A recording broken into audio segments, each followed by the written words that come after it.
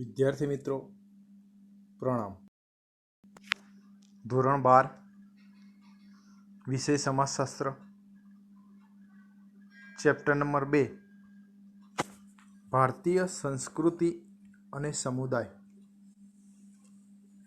સંસ્કૃતિ અને સમુદાય એની પહેલાં આપણે અગાઉના ચેપ્ટરમાં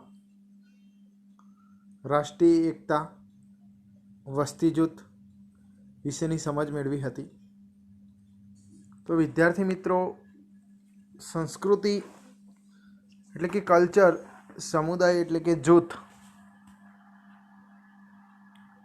સાંસ્કૃતિક, ધાર્મિક અને આદિવાસીના વસ્તી વૈવિધ્યની જાણકારી બાદ આજે આપણે ભારતીય સંસ્કૃતિનો અર્થ સમજીશું। તો સંસ્કૃતિ એટલે શું? કોઈ પણ પ્રજાની જીવન જીવવાની રીત એટલે કે સંસ્કૃતિ। સમાજના કોઈ પણ સભ્ય તરીકે આપણે જે કાંઈ વિચારીએ છીએ, જે કાંઈ કરીએ છીએ, આપણી પાસે જે કાંઈ છે તેવા જટિલ એકમને આપણે સંસ્કૃતિ કહીશું। એટલે કે ધોરણ 10માં બી તમે અભ્યાસ કરી ગયા છો કે સંસ્કૃતિ એટલે માનવ સમાજના મૂલ્યો, ટેવો, આચાર વિચાર, ઉચ્ચતમ ધ્યેય સુધી લઈ જતા આદર્શોનો સરવાળો એટલે સંસ્કૃતિ। એકમમાં આપણે ભારતના સંદર્ભમાં સંસ્કૃતિનો અર્થ સમજીશું। દાખલા તરીકે કુટુંબના જ વડીલો નહીં, બધા વડીલો અને લોકોને માન આપે છે, પગે લાગે છે, અતિથિ દેવો ભવ એ ભારતીય સંસ્કૃતિનું ઉત્તમ ઉદાહરણ છે। ઘરે આવેલા મહેમાનની આગતા સ્વાગતા કરી તેમની કાળજી લેવાતી હોવાનું જોવાય છે। આ જે રીતિ રિવાજો જે છે એ ભારતીય સંસ્કૃતિનું પ્રતિબિંબ એટલે કે અરીસો છે। ભારતીય સંસ્કૃતિ આવા ઘણા બધા મૂલ્યોના કારણે વૈવિધ્ય ધરાવે છે। ભારતીય સંસ્કૃતિ અને સભ્યતાનો ઇતિહાસ હજારો વર્ષ જૂનો અને પ્રાચીન છે। ગંગા નદીના પ્રવાહની જેમ સતત સમય જતાં નવા તત્વો સમાતા ગયા અને 21મી સદીના પ્રારંભે ભારતીય સંસ્કૃતિ અનેકવિધ પાસાઓને સમજાવતી ભાતીગળ સંસ્કૃતિ તરીકે ઉપસી। ભાતીગળ સંસ્કૃતિની વાત કરીએ તો ભારતીય સંસ્કૃતિના ઘડતરમાં ઘણા લોકોએ સહયોગ અને બલિદાન આપી પોતાની વિશિષ્ટ પ્રતિભા દ્વારા અમરતા બક્ષી છે। તેથી જ તો અન્ય પ્રાચીન સંસ્કૃતિઓ નામશેષ થઈ ગઈ છે, પરંતુ ભારતની પ્રજાએ પોતાની સાંસ્કૃતિક વારસો જાળવી રાખ્યો છે। ભારતની સાંસ્કૃતિક પ્રાચીન ભવ્ય ગણાય છે। વિશ્વગુરુ બનવા તરફ સંસ્કૃતિ પ્રયાણ કરી રહી છે। તે અર્થમાં આપણે પહેલો સવિસ્તાર પ્રશ્ન જોઈશું, જે અવારનવાર પરીક્ષામાં પૂછાઈ ગયેલો છે કે ભારતીય સંસ્કૃતિનો અર્થ આપી તેના લક્ષણો સવિસ્તાર સમજાવો। પહેલી વ્યાખ્યા છે ભૂપેન્દ્ર બ્રહ્મભટ્ટે આપી છે કે ભારતીય સંસ્કૃતિ એટલે શું? તો ભારતીય સંસ્કૃતિ એટલે માનવતા, સહિષ્ણુતા, વિશાળતા, એકતા, બિનસાંપ્રદાયિકતા અને સત્યતાના લક્ષણો ધરાવતી સંસ્કૃતિ। માનવતા, એકબીજાની મદદની ભાવના, સહિષ્ણુતા, એકતા અને બિનસાંપ્રદાયિકતા, સાતત્યના લક્ષણ ધરાવતી સંસ્કૃતિ। ભારતીય સંસ્કૃતિ લાગણીઓની અને બુદ્ધિની પૂજા કરનારી સંસ્કૃતિ છે। ઉદાર ભાવના અને નિર્મળ જ્ઞાનના સંયોગથી જીવનમાં સુંદરતા લાવનારી સંસ્કૃતિ છે। જ્ઞાન અને વિજ્ઞાનનું સંયોજન કરીને સંસારમાં સંવાદિતા પસારવા પ્રયત્ન કરનારી સંસ્કૃતિ છે। બીજા અર્થમાં જોઈએ તો ભારતીય સંસ્કૃતિ એટલે નિરંતર જ્ઞાનની શોધ કરવા, સતત આગળ વધતી જતી જગતમાં જે કંઈ સુંદર, શિવ અને સત્ય દેખાય છે તેને લઈને વિકાસ પામનારી સંસ્કૃતિ એટલે જ ભારતીય સંસ્કૃતિને સત્યમ શિવમ અને સુંદરમ કહે છે. હવે વિદ્યાર્થી મિત્રો, લક્ષણો વિશેની સમજ મેળવીશું. પહેલું લક્ષણ છે સાતત્ય અને પરિવર્તન. સાતત્ય એટલે એક ધારું અને પરિવર્તન એટલે જૂના રીતિ રિવાજોના આધારે કંઈક નવું પરિવર્તન સામેલ કરવું. દુનિયાની ઘણી સંસ્કૃતિઓ ઉદ્ભવી અને નાશ પામી, પરંતુ ભારતીય સંસ્કૃતિની વિશેષતા એ છે કે ઘણી મોટી ઉથલપાથલ થવા છતાં આજે પણ જળવાઈ રહી છે. તેનું સાતત્ય અવિરતપણે વધતું રહે છે.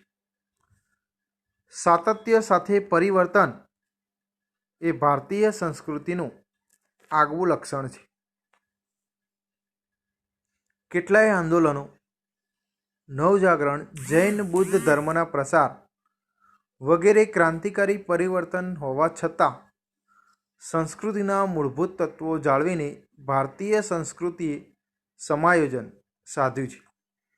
એટલે ગમે તેવી પરિસ્થિતિમાં સંસ્કૃતિને જાળવવાનો પ્રયત્ન કર્યો છે. બીજું લક્ષણ છે વિવિધતા અને એકતા, જે આપણે પહેલા ચેપ્ટરમાં તેનો અભ્યાસ કરી ગયા છીએ કે ભારતીય સંસ્કૃતિ વિવિધતામાં એકતા ધરાવતી સંસ્કૃતિ છે.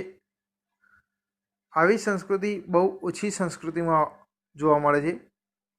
ભારતની સંસ્કૃતિમાં અનેક જાતિ, ધર્મ, વિવિધ ભાષા, ઉત્સવ, કલાઓ, સંગીત, નૃત્ય જોવા મળે છે.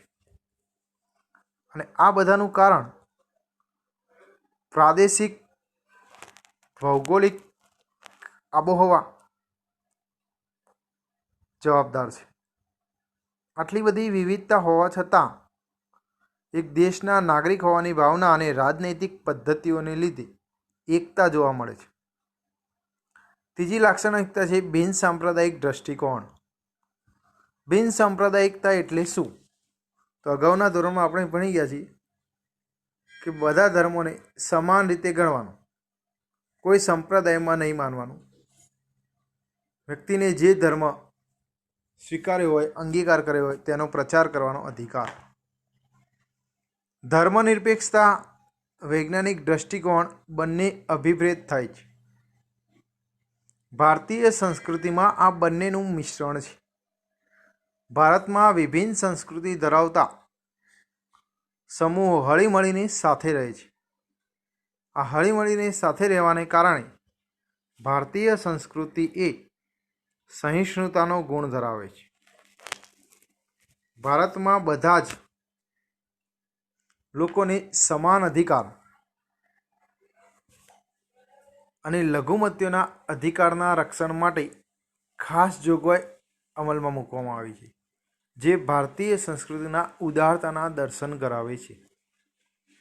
આમ ભારતીય સંસ્કૃતિમાં વિજ્ઞાનને પણ મહત્વ અપાયું છે, તેથી તે બિન સાંપ્રદાયિક દ્રષ્ટિકોણવાળી છે. ચોથી લાક્ષણિકતા છે વૈશ્વિક દ્રષ્ટિકોણ.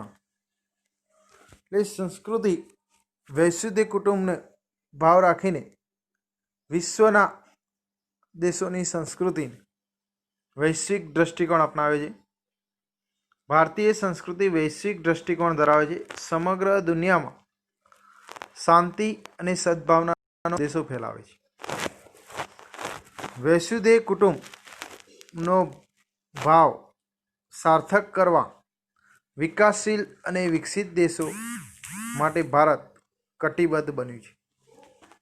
અને આ રીતે વિશ્વબંધુ તરીકેની જવાબદારી નિભાવીને વૈશ્વિક દ્રષ્ટિકોણનું ઉત્તમ ઉદાહરણ ભારતીય સંસ્કૃતિએ પૂરું પાડ્યું છે. ભૌતિકવાદી અને આધ્યાત્મવાદી.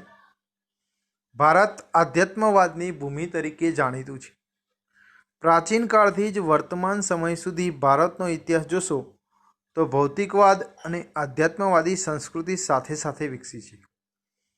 જો તમારે ભારતીય માણસને સમજવું હોય, આધ્યાત્મિકતાથી સમજી શકાય કે ઋષિમુનિઓની સંસ્કૃતિ કહી શકાય છે। છઠ્ઠી લાક્ષણિકતા છે વ્યક્તિને મહત્વ આપતી સંસ્કૃતિ। ભારતીય સંસ્કૃતિ વ્યક્તિમાં વિશ્વાસ કરતી વ્યક્તિવાદી સંસ્કૃતિ છે। ભારતના વિવિધ ધર્મોમાં વ્યક્તિનું મહત્વ સ્વીકાર્યું છે। વ્યક્તિના મહત્વને સ્થાન આપવામાં આવ્યું છે। રાજ્ય સમાજનો ઉદ્દેશ વ્યક્તિની ભલાઈ માટે કરવામાં આવે છે અને તે જ રીતે રાજ્ય અને સમાજે પણ તેની ભૂમિકા ભજવવાની છે। એનો અર્થ એવો નથી થતો વિદ્યાર્થી મિત્રો કે સમાજનું કોઈ મહત્વ નથી, પણ સમાજના વ્યક્તિઓનું પણ સમાજ સાથે મહત્વ રહેલું છે। અગાઉનો પ્રશ્ન છે ભારતીય સંસ્કૃતિના સ્વરૂપો। તો ભારતીય સંસ્કૃતિના મુખ્ય સ્વરૂપોને 3 વિભાગમાં વહેંચવામાં આવે છે। પહેલું છે પ્રશિષ્ટ ભદ્રવર્ગીય અથવા માર્ગીય પરંપરા, ક્લાસિકલ કલ્ચર, લોક સંસ્કૃતિ અથવા દેશી પરંપરા, ફ્લોક કલ્ચર, આદિવાસી સંસ્કૃતિ, ટ્રાઇબલ કલ્ચર। પહેલું છે પ્રશિષ્ટ ભદ્રવર્ગીય અથવા માર્ગીય પરંપરા। પરંપરા વિવિધ વિદ્યાશાખાઓ, ભાષાઓ અને કલાઓનો સમાવેશ થાય છે પ્રશિષ્ટ પરંપરામાં। પહેલું વાત કરીએ ધર્મશાસ્ત્ર, જેમાં ધર્મ સંબંધી વિચારો, આદાન પ્રદાનની પ્રવૃત્તિ જોવા મળે છે। નીતિશાસ્ત્ર એટલે આચારો, નીતિ નિયમો, સારું આચરણ। જ્યોતિષશાસ્ત્ર, તેમાં અવકાશ વિજ્ઞાન, ખગોળશાસ્ત્ર એટલે ગ્રહો વિશેની જાણકારી, ખૂણાઓ, જ્યોતિષશાસ્ત્ર, દર્શનશાસ્ત્ર, ફિલોસોફી, તત્વજ્ઞાન, ઈશ્વરનું સ્વરૂપ વિશેની માહિતી, સંગીતશાસ્ત્ર, મ્યુઝિક, નાટ્યશાસ્ત્ર, વ્યાકરણશાસ્ત્ર, આયુર્વેદ, મેડિકલ સાયન્સ, વાસ્તુ અને શિલ્પ। આમ સંસ્કૃત ભાષામાં રચાયેલા તેના કારણે આ પરંપરાને પ્રશિષ્ટ કહીએ છીએ। જુદા જુદા ગ્રંથોમાં ભારતીય સંસ્કૃતિના વિવિધ પાસાઓની અને શાસ્ત્રીઓની ચર્ચા કરવામાં આવી છે। તેથી સાતત્ય આજે પણ જળવાઈ રહ્યું છે। આ પરંપરામાં વિવિધ વિષયોની કુશળતા પ્રાપ્ત કરવા માટે સાધનો અથવા તાલીમની અનિવાર્યતા રહેતી હતી। જો કે અહીં ઉલ્લેખ કરવો જોઈએ કે સંસ્કૃત ભાષા એ જનસામાન્યની ભાષા ન હતી। તેના કારણે ભદ્ર વર્ગ સુધી જ સીમિત રહી। ભદ્ર વર્ગ ભૂમિ ઉપરના જે ભૂદેવો એટલે કે બ્રાહ્મણ વર્ગ સુધી સીમિત હતી। આ પરંપરામાં ભિન્ન ભિન્ન ધર્મો સંપ્રદાયના તત્વો ઉમેરાતા ગયા અને તે દ્વારા એક વિશિષ્ટ ભાતીગળ સંસ્કૃતિ વિકાસ પામી। તો વિદ્યાર્થી મિત્રો, બીજા ચેપ્ટરનું ગૃહ કાર્ય નોંધી લેશો। સંસ્કૃતિનો અર્થ અને તેના લક્ષણો સવિસ્તાર પ્રશ્ન લખીને મોઢે કરવાનો રહેશે। પ્રણામ।